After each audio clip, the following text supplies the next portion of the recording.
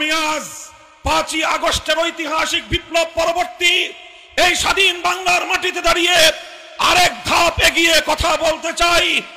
100 বছর পর্যন্ত শুধু আমাদের মক্তব আর হিফজখানাগুলো এ জাতির মধ্যে আল্লাহর কোরআনের তেলাওয়াতের আমানত রক্ষা করবার ঐতিহাসিক দায়িত্ব পালন করেছে। এবার আমাদের আরো এক ধাপ অগ্রসর হওয়ার সময় এসেছে।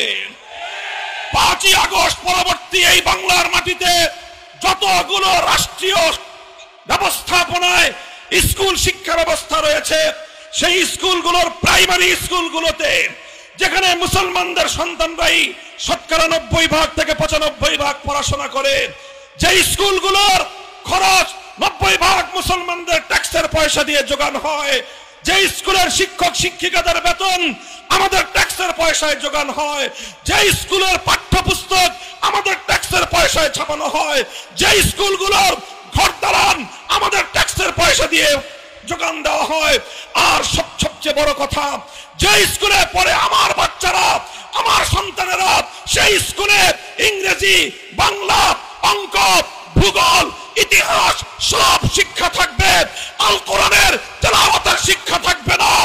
এই ধরনের বৈষম্যহীন বাংলাদেশে বরদাস্ত করা যায় না, বরদাস্ত করা যায় না। কোরআনে কারীমের তেলাওয়াত এটা মানুষের হৃদয়ের মধ্যে প্রভাব তৈরি করে। সিরাতের কিতাব, ইতিহাসের কিতাব, সিয়ারুস সাহাবা, সাহাবায়ে কেরামের ইতিহাসের কিতাবের মধ্যে লেখা হয়, আবু বকর সিদ্দিক রাদিয়াল্লাহু তাআলা আনহুর জীবনীতে লেখা হয়, বুখারী শরীফ সহ বিভিন্ন হাদিসের কিতাবের মধ্যে এই ওয়াকিয়া এবং এই ঘটনার বর্ণনা রয়েছে। একবার আবু বকর রাদিয়াল্লাহু আনহু মক্কা ছেড়ে তিনি চলে যাচ্ছেন। মক্কার আরবের একজন প্রসিদ্ধ নেতা সরদার ইবনুদ দাগিনা তার নাম। ইবনুদ দাগিনার সঙ্গে সাক্ষাৎ। ইবনুদ দাগিনা আবু বকর সিদ্দিককে, আবু বকরকে জিজ্ঞাসা করলেন, কোথায় যাচ্ছেন? আবু বকর বললেন যে মক্কায় থাকবো না।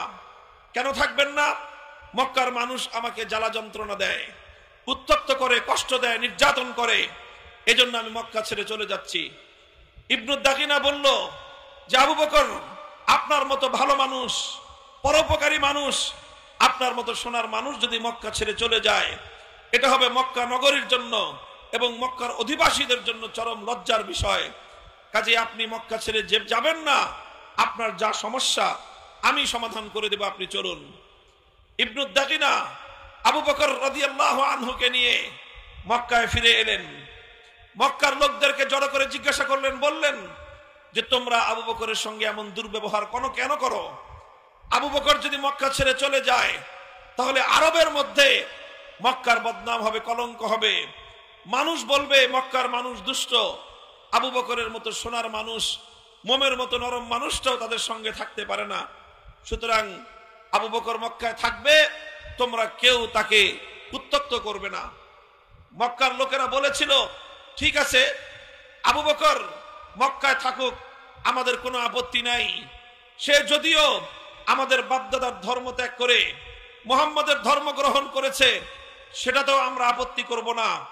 সে মুহাম্মাদের ধর্মের দিকে মানুষদেরকে আহ্বান করে দাওয়াত দেয়, সেটাতেও না হয় আমরা আপত্তি করলাম না।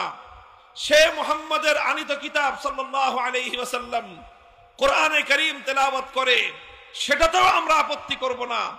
কিন্তু একটা শর্ত, সে যখন তেলাওয়াত করবে, আবু বকর যখন কোরআন কিতাবুল্লাহ যখন তেলাওয়াত করবে, সে তার ঘরের ভিতরে দরজা বন্ধ করে তেলাওয়াত করবে।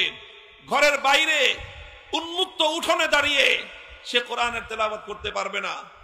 ইবনুদ দাগিনা জিজ্ঞাসা করলো, কারণ কি? ঘরের মালিক আবু বকর, উঠোনের মালিক আবু বকর, ঘরের মধ্যে যদি সে তেলাওয়াত করতে পারে, উঠোনে তেলাওয়াত করতে তোমাদের আপত্তিটা কোথায়, সমস্যা কোথায়? মক্কার লোকেরা জবাব দিয়েছিল যে আবু বকর যখন উঠোনে দাঁড়িয়ে তার আবেগ মাখা কণ্ঠে, কান্না জড়ানো কণ্ঠে যখন কোরআনের তেলাওয়াত করতে থাকে, তখন তার এই কোরআনের তেলাওয়াত মন্ত্রমুগ্ধের মতো আমাদের গোটা মক্কার মানুষদেরকে এমন ভাবে আকৃষ্ট করতে থাকে যে ঘরগুলোতে আমরা ছোট ছোট শিশু, এমনকি নারীদেরকে পর্যন্ত ঘরের মধ্যে আবদ্ধ রাখতে পারি না। লোহাকে যেরকম চুম্বক তার নিজের দিকে আকৃষ্ট করতে থাকে, সিদ্দিক আকবরের তেলাওয়াতে কোরআন মক্কার ছোট ছোট শিশু বাচ্চাদেরকে পর্যন্ত লোহার চুম্বকের মতো তার নিজের দিকে আকৃষ্ট করে নিয়ে আসে। এই জন্য মক্কার লোকেরা বলেছিল যে উন্মুক্ত ভাবে উচ্চ স্বরে আবু বকর কোরআনের তেলাওয়াত করতে পারবে না। মুহতারাম হাজিরিন, হাদিসের সোনালী পাতায় এরকম অসংখ্য ঘটনার উদ্ধৃতি আপনারা পাবেন, আমরা পাবো যদি খুঁজে দেখি যে কোরআনের তেলাওয়াত এটা কিভাবে সেই জাহিলিয়াতের সেই বর্বরতার যুগে সর্বপ্রথম যে বর্বরতার জাহিলিয়াতের ভিত শুদ্ধ নাড়িয়ে দিয়েছিল, সেটা ছিল আল্লাহর কোরআনের তেলাওয়াতের গুঞ্জরণ। সেটা ছিল কোরআনের তেলাওয়াতের গুঞ্জরণ।